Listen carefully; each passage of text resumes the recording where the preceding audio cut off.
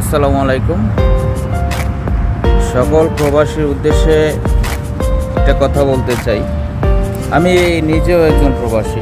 তো দেখেন, দেশে মানুষ আমাদের কথা শুনেছে এবং রেখেছে, তাই আমরা প্রবাসীরাও